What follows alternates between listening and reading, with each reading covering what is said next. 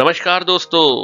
ISO यह word बहुत सुना होगा और कई प्रोडक्ट पर लिखा भी देखा होगा। फर्ज कीजिए किसी इलेक्ट्रिकल अप्लायंसेस की दुकान पर आप मिक्सी लेने जाते हैं तो दुकानदार बोलता है कि साहब ये मिक्सी ले लीजिए, ये अच्छी कंपनी की है और कंपनी आईएसओ भी है। ये आईएसओ है क्या? मैं डॉक्टर कमल कुमार आज आईएसओ के बारे में ही बात करूंगा। आईएसओ का मतलब क्या है, आईएसओ हमारे लिए इंपॉर्टेंट क्यों है, ये सर्टिफिकेशन कौन देता है और ढेर सारी बातें। आगे इस वीडियो में बहुत इंटरेस्टिंग बातें बताऊंगा। कृपया वीडियो पूरी देखें और जानकारी का लाभ उठाएं। आईएसओ यानी international organisation for standardisation. ISO English का कोई एक्रोनिम नहीं है, यानी आईएसओ की फुल फॉर्म आई, एस और ओ से प्रारंभ नहीं होती है। आईएसओ ग्रीक वर्ड आइसोस से निकाला गया है, जिसका मतलब है समान यानी इक्वल। इसके संस्थापकों ने इसका नाम इंटरनेशनल ऑर्गेनाइजेशन फॉर स्टैंडर्डाइजेशन रखा था। आईएसओ का मतलब अभी बताया, ऐसी संस्था जो स्टैंडर्ड बनाती है। यह स्टैंडर्ड क्या है और इसकी जरूरत क्या पड़ी?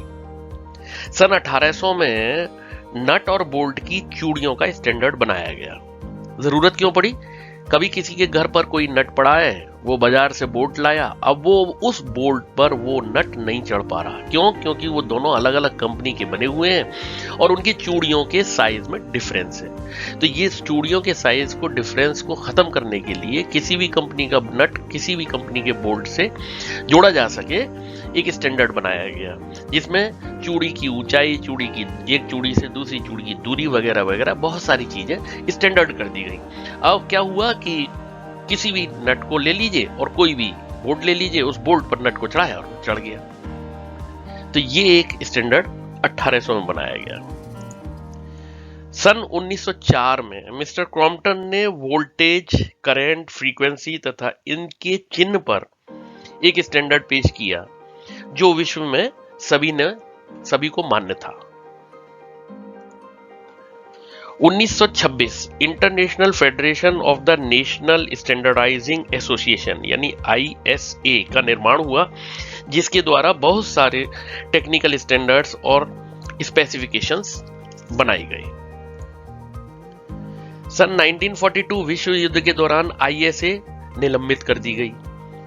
विश्व युद्ध के उपरांत यूएनएससीसी यानी United Nations standards coordinating committee ने आईएसए से स्टैंडर्ड बनाने वाली एक ग्लोबल संस्था के निर्माण की बात की और अक्टूबर 1946 में 25 देशों के डेलीगेट ने लंदन में आईएसओ का गठन किया। यानी अक्टूबर 1946 में आईएसए ने यूएनएससीसी से मिलकर एक नई संस्था आईएसओ बना दी। इस आईएसओ की स्थापना 23 फरवरी 1947 को हुई थी। तब से आज तक इस संस्था ने 23,422 इंटरनेशनल स्टैंडर्ड प्रकाशित किए हैं। आईएसओ का निर्माण विभिन्न राष्ट्रीय मानकों के संगठन के प्रतिनिधियों से मिलकर बना है। हमारे देश भारतवर्ष की संस्था बीआईएस यानी ब्यूरो ऑफ इंडियन स्टैंडर्ड भी इसकी एक सदस्य है। आईएसओ में 165 देशों की सदस्यता है तथा आईएसओ के जेनेवा स्विट्जरलैंड स्थित हेडक्वार्टर में 160 आदमी काम करते हैं। इस आईएसओ की जरूरत क्या है? आईएसओ प्रोडक्ट्स को और कंपनीज की वेरियस सर्विसेज की सुरक्षा और गुणवत्ता यानी क्वालिटी को सुनिश्चित करता है।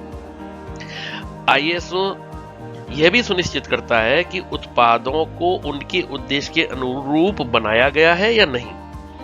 आईएसओ व्यापार बाधाओं को भी दूर कर व्यापार को सुगम बनाता है और आईएसओ स्टैंडर्ड के अनुरूप सिस्टम और प्रक्रिया उत्पाद की लागत में कटौती करने में भी सहायक सिद्ध होती है। आईएसओ सर्टिफिकेशन तो कुछ नहीं होता, पर हाँ, आईएसओ का सर्टिफिकेशन किसी ना किसी स्टैंडर्ड के लिए होता है। एग्जाम्पल के तौर पर यहाँ हम क्वालिटी स्टैंडर्ड ले सकते हैं कि अगर कोई कंपनी आईएसओ के क्वालिटी स्टैंडर्ड के लिए सर्टिफाइड है तो इसका क्या मतलब है? इसका मतलब है कि उस कंपनी की प्रबंधन प्रणाली, उत्पादों के निर्माण कार्य, कंपनी की और सेवाएं और प्रलेखन यानी डॉक्यूमेंटेशन उत्पाद की गुणवत्ता सुनिश्चित करने की सारी आवश्यकताओं को पूर्ण करती है, तभी उसके पास ये आईएसओ का क्वालिटी स्टैंडर्ड का सर्टिफिकेशन होता है। कहीं किसी भी उत्पाद के डिब्बे पर या उत्पाद के एडवर्टाइजमेंट पर केवल आईएसओ नहीं लिखा होता। आपने देखा होगा आईएसओ के साथ कुछ अंक भी होते हैं। ये अंक बहुत महत्वपूर्ण है। इन्हीं अंकों के आधार पर हम ये पता लगा सकते हैं कि इस कंपनी ने किस स्टैंडर्ड पर सर्टिफिकेशन लिया है। उदाहरण के तौर पर अगर आपको कहीं किसी उत्पाद पर आईएसओ 9001 2015 लिखा मिले तो हम इससे क्या समझेंगे? इसमें 3 कंपोनेंट हैं।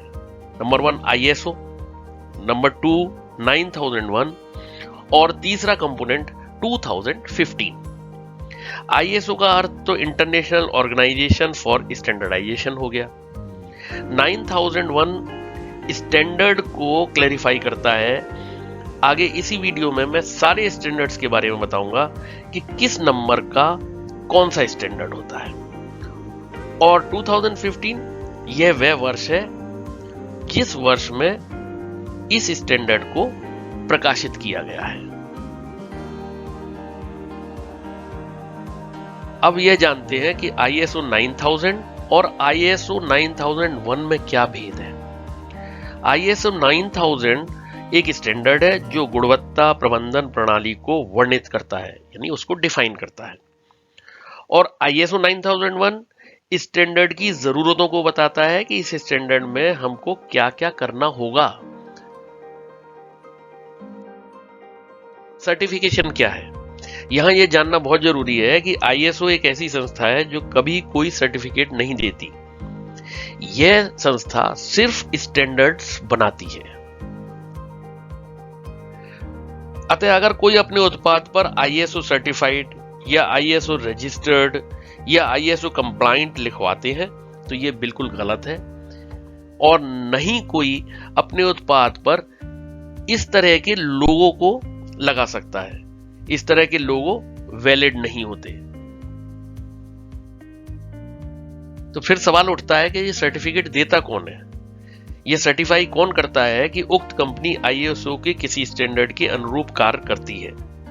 जी हां, एक ऐसी संस्था जो आईएएफ यानी इंटरनेशनल एक्रेडिटेशन फोरम की सदस्य हो तथा उसने आईएसओ आईईसी 17021 2015 सर्टिफिकेशन भी प्राप्त किया हो, वह संस्था किसी अन्य कंपनी को सर्टिफाई कर सकती है। आप यहां पर विश्व की कुछ प्रमुख सर्टिफिकेशन बॉडीज के लोगो देख रहे हैं जो वेरिफिकेशन करने के तत्पश्चात कंपनियों को सर्टिफिकेट इशू करती हैं, जैसे DNV, TUV, इंटरटेक, bureau Veritas, QMS, BSI, SGS, URS. इनके अलावा भी विश्व में बहुत सारी ऐसी संस्थाएं जो सर्टिफिकेट देती हैं। अगली 4 स्लाइड्स में मैंने एक टेबल दी है जिसमें यह दिया है कि किस सन में आईएसओ ने कौन सा स्टैंडर्ड पब्लिश किया और उस स्टैंडर्ड को क्या नंबर दिया। जैसे 1951 में आईएसओ 1 पब्लिश हुआ जो standard reference temperature for industrial length measurement के लिए था। 1960 में आईएसओ 31 पब्लिश हुआ जो क्वांटिटीज और यूनिट्स के ऊपर था, जिसको कि बाद में जाकर उसका नाम आईएसओ 80,000 कर दिया गया। 1968 में आईएसओ 104 बना जो फ्रेट कंटेनर के ऊपर स्टैंडर्ड था। 1987 में एक बहुत ही इंपॉर्टेंट स्टैंडर्ड पब्लिश हुआ जिसका नाम है क्वालिटी मैनेजमेंट स्टैंडर्ड, जो 9001 नाम से प्रकाशित हुआ।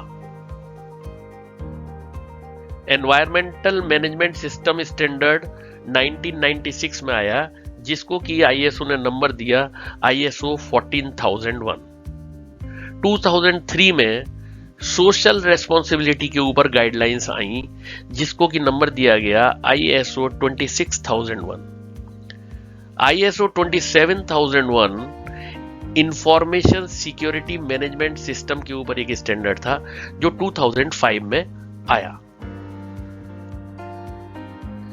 2005 में एक और बहुत प्रचलित सिस्टम आया जिसको कहते हैं आईएसओ 22000, जो फूड मैनेजमेंट सिस्टम पर था। 2007 में specifications for security management system for the supply chain आया, जिसको कि आईएसओ ने नंबर दिया 28000। आईएसओ 31000 2009 में आया, जो रिस्क मैनेजमेंट के ऊपर था। आगे 2011 में एनर्जी मैनेजमेंट सिस्टम के ऊपर एक स्टैंडर्ड प्रकाशित हुआ, जिसका कि नंबर आईएसओ ने 50001 रखा। एक और बहुत इंपॉर्टेंट स्टैंडर्ड आया which was a very powerful new tool to combat the bribery. ये 2017 में आया और इसको आईएसओ ने नंबर दिया आईएसओ 37001। लेटेस्ट 2018 में आईएसओ 45001 आया, जो ऑक्यूपेशनल हेल्थ एंड सेफ्टी के ऊपर था स्टैंडर्ड। तो इस तरह से बहुत सारे स्टैंडर्ड हैं और आगे स्टैंडर्ड बनते जा रहे हैं। आईएसओ अलग अलग तरह के स्टैंडर्ड बना रही है और कंपनीज इन स्टैंडर्ड्स के ऊपर खरी उतर करके अपनी आप को सर्टिफाई करवाती हैं, और वो सर्टिफिकेट के सहारे ही हम लोगों को ये पता लगता है कि ये कंपनी ये सुनिश्चित कर रही है कि इसकी जो प्रोडक्ट है, इसकी जो सर्विसेज हैं, उसकी क्वालिटी अच्छी होगी और वो अच्छी तरह से काम कर रहे होंगे। और इसी के साथ समाप्त करता हूं। आशा करता हूं कि ये वीडियो आपको पसंद आई होगी। कृपया इसको शेयर करें और सब्सक्राइब करें, जिससे आगे कुछ और लोगों को भी इस वीडियो से कुछ लाभ मिल सके। धन्यवाद। जय हिंद, जय भारत।